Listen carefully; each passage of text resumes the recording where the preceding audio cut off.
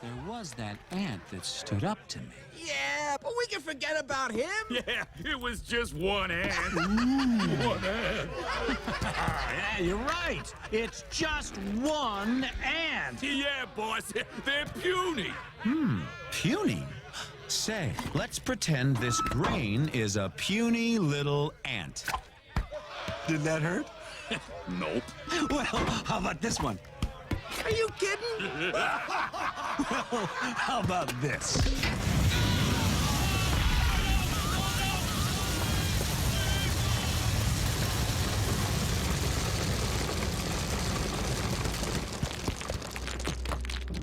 You let one ant stand up to us, then they all might stand up. Those puny little ants outnumber us 100 to 1. And if they ever figure that out, there goes our way of life. It's not about food.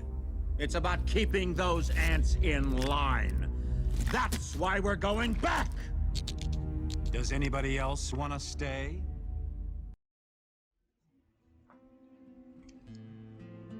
We are not to blame for the struggles and hardships society has crippled us with. Being weak is not a sin or crime. Not being able to handle a dog-eat-dog world is natural, not unnatural. None of this brutality is conductive, it's reductive, and they try so hard to make it seem normal.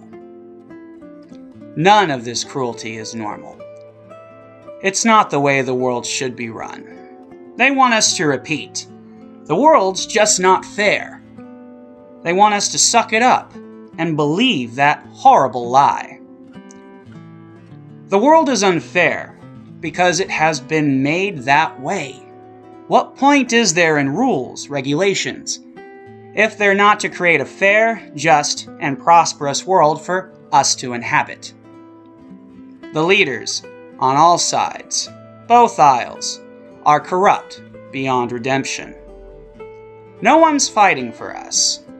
They want you to believe they are. They want your trust, devotion, and submission. History has taught us that it's never done any lick of good to bow down to them, to place our faith in them. They create two sides. They make false arguments, broken promises, and point the finger at each other, you and I, to try to blind us to the truth. They want misery, fear, and suffering to run rampant. Perhaps they're pure evil, sadistic, full of cruelty. Perhaps they feed off the negative energy they create. But no matter the reason, there's no justification and no forgiveness for their destructive use of power. They want us to hate one another, to see evil everywhere but where it resides, where it's created and enforced. They, all those with power over our lives, are the evil ones. You and I are often confused, filled with anger over the state of the world. We look for someone or something to blame, because we cannot fathom that the powerful truly do wish to create mass suffering. There is no other answer. Every society throughout history has been the example of the powerful subjecting the powerless to brutality and control. They use fear, greed, and all else to justify hating one group or another, all to maintain their power.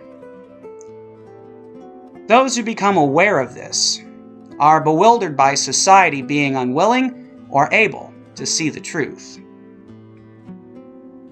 They are made to become bitter and resentful, distrusting those who they feel refuse to see reality. I do not feel that way. I know it's not possible to pull the wool over so many eyes. This is not a simple story of conspiracy. This is not about people being dumb, evil, or overly trusting.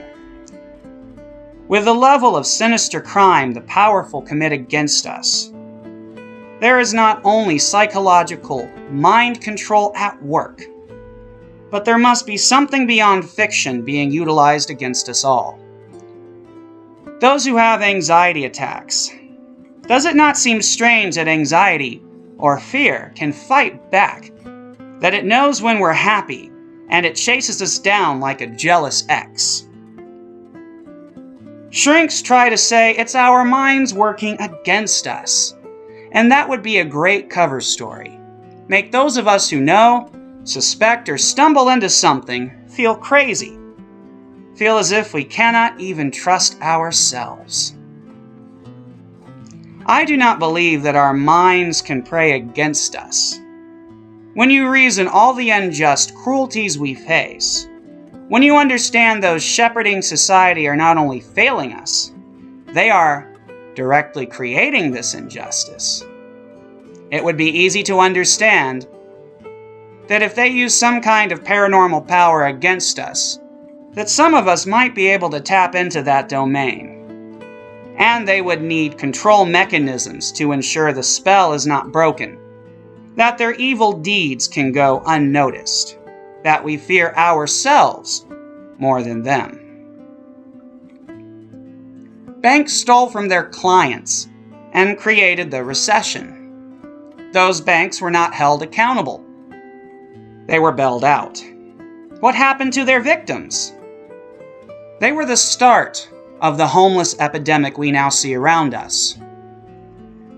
Either aliens are real and truly life-altering information has been kept from us, or they are allowing those news stories to run simply to distract the population.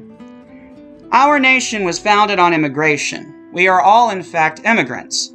There is nothing evil in helping people, except when you refuse to help those who already live here, who are suffering just like those immigrants, with no help. This is done to divide and enrage the population.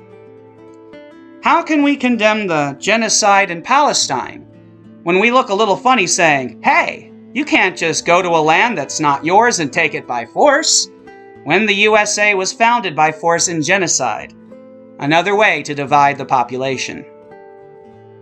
Those who have never faced hardship falsely believe that the system works.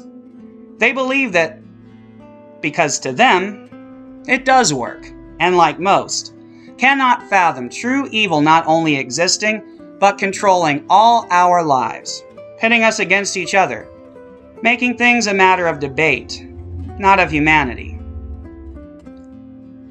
When there is so much wealth being hoarded, when the powerful could simply do what's right, and create a fair, just, and caring society, it's clear who the enemy is. And yes, evil not only exists, but controls all our lives. They want us to believe in false realities, to point the finger at one another, to assume and believe that there are heroes who are being held back, that it's discourse and chaos preventing a just, peaceful, and caring society. Those are lies that we believe so as not to be horrified by the revelation that those in power are pure evil, without remorse, without redemption, without caring. JFK knew this, Malcolm X knew this, Martin Luther King knew this, and John Lennon knew this. There are countless others who knew, suspected, or tried to speak out, and were silenced. They did that so we would be consumed by fear, so that we would bow down, submit, and wait for someone else to come along and fix our problems for us. That has not happened. Obama tricked us. He bailed out the banks. He allowed the brutality at Standing Rock. He did nothing about guns. He was used to make us feel as if justice existed, as if someone cared. He's just as evil as Trump. All Obama and Trump have done is divide us, pit us against each other, divide families, divide us all. We have to realize we are all the victims of a corrupt machine of evil, that all they desire is power. Power to create suffering, power to trick us, fool us, corrupt us, and control us. I do not fear their evil, their powers, their retaliation. They have tried and failed to destroy my mind, my health, and my life, but I'm still here, and I still believe in us and in love. I do not care to break down their doors. I only care to strip them of their power. We must realize we empower them and can disempower them. Once they understand we know, and will not cower, will not bow down, that we see their crimes, that we hold them accountable for pitting us against our own loved ones, they will be forced to either run away, scurry like the rats they are, or do the right thing out of the same fear. A revolution can be won without a single bullet ever being fired. That's what they fear most, us becoming aware of our own power, our own value. I cannot do this alone, but I will be the target. I will be the shield that stands before you. I just need you to stand behind me.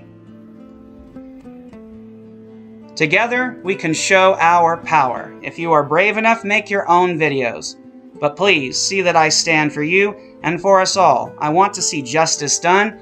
I want us to all live good lives. I want the suffering to end now and forever.